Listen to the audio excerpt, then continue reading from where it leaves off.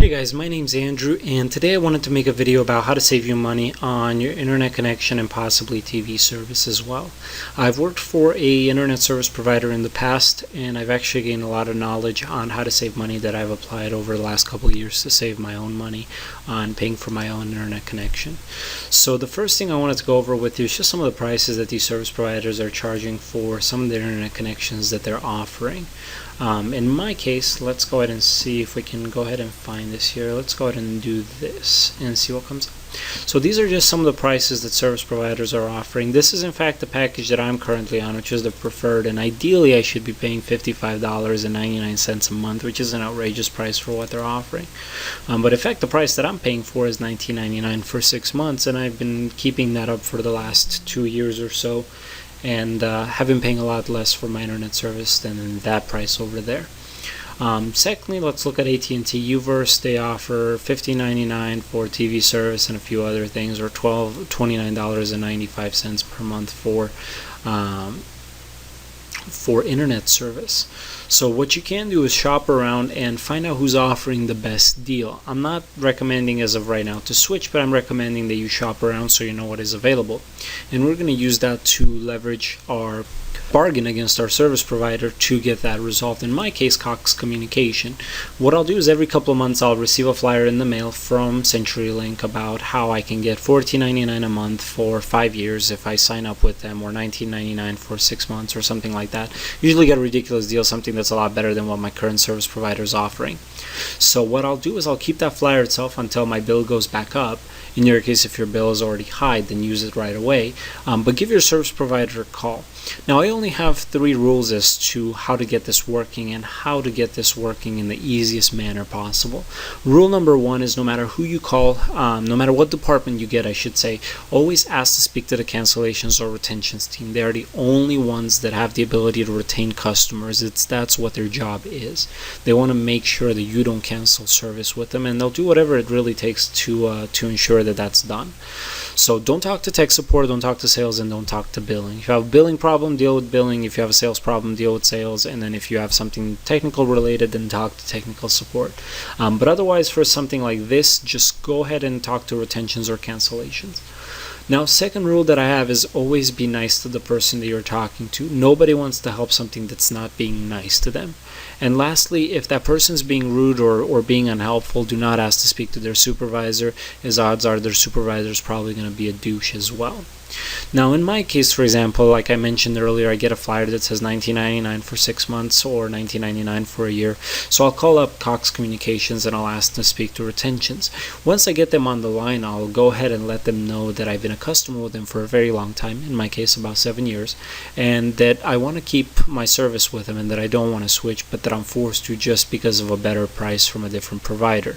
More often than not, as soon as you mention another provider and a better deal, that opens up a lot of doors for them to help you guys out and give you guys a lower price. Let them know you're getting $19.99 for a year and that you want something similar to that. Why should you, a customer for 2 to 3 years, be paying the same thing a brand new customer is paying? In fact, I should take that back. Why should you, a customer that's been there with them for a long time, be paying a lot more than someone who's shown no loyalty to the brand? So make sure that you let them know about that, and especially in this tough economy, let them know, and don't be afraid to let them know that you just can't afford to pay a high price for internet. And once you've done that, once you've played on their emotion to let them know that you want a better deal, that this is why you want the better deal, let them know the deal that you'd be getting from another provider and that you want them to match it. Odds are they'll probably come back with you with a deal that's usually pretty good. So I would take that on a first take basis. Now, if the deal that they're offering you isn't quite one that you want, just politely hang up the phone and call back. You can always talk to another representative, get a second opinion, and in case you always do have to go back to the first deal that they offered you, when you call back, just let them know, hey, you know what, this person offered me such and such. I actually wanted to take that deal. I talked it over to my significant other, and she said that's okay. So use that to your own advantage. Now, the other part to this story is if you do have TV service, that's another bargaining opportunity that you have with your service provider. In this day and age, many people don't actually have TV service anymore, and as a result of that, service providers will do everything they can to keep someone with TV service. In fact, one of my friends got their bill lowered from $70 a month for TV service and $60 a month for internet, so combined bill of $130 to $80 for internet and TV. So that's almost half off what his bill was for a full year. Also, never settle for a single month credit. If they tell you we'll give you $20 off now, don't ever take a credit like that. Always take a recurring credit, something that happens every month. By doing so, you're ensuring that you'll be paying less in the grand scheme of things. Getting $30 off your bill now may sound great, but if you can get $10 off your bill for 6 months, that's $60 off your bill in the grand scheme of things. So play your cards smartly, do the math if you need to, and don't ever be afraid to put them on hold or put the phone away while you do a little math and see what that deal is like for you. So these are some of the tips that you can use, and like I mentioned, if you have TV service, use that to your own advantage. Always keep a competitor's deal handy and leverage that against your service provider to let them know that you're willing to switch unless they can give you a better deal.